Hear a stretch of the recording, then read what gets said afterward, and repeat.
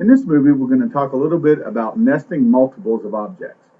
So if we want to make copies of these as we're nesting them, the first thing we'll need to do is to make sure they're outside the plate, since that's part of the new nesting.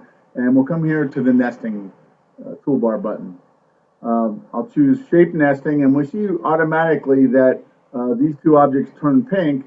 So if I wanted to adjust the quantities and say I wanted 15 of each of these, and I'll turn on nesting create summary here to allow this to happen, I'm going to hit the apply button, and I'll see I've created a couple sheets. And on the first sheet, it fits as many as it can. On the second sheet, it fits the remaining parts. I can go here to the nesting report, which is back to where the nesting button is, and then over to nesting report.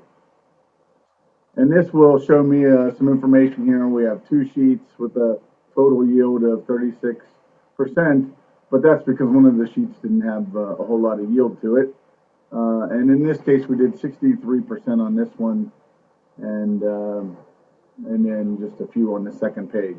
So this anyways will tell us the total number of parts on each individual sheet, and at the top, the total nested of each.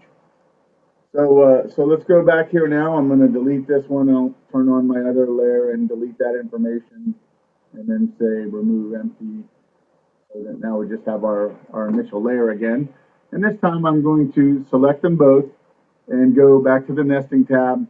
But rather than to choose a quantity for both of them, I'll select this one and say I'm going to do 35 of these, and let's say 15 of the second part. So the objective would be that when you click something and make it pink, you're then determining the quantity. Now again, I'm going to hit nest to the middle left here and hit apply. So we can see what's on the first sheet, and then a few additional parts on the second sheet. And if we come over here, we'll notice that we've nested total 35 of the top part and 15 of the second part, and that will again break it down below by sheet. See that we have 3 sheets total.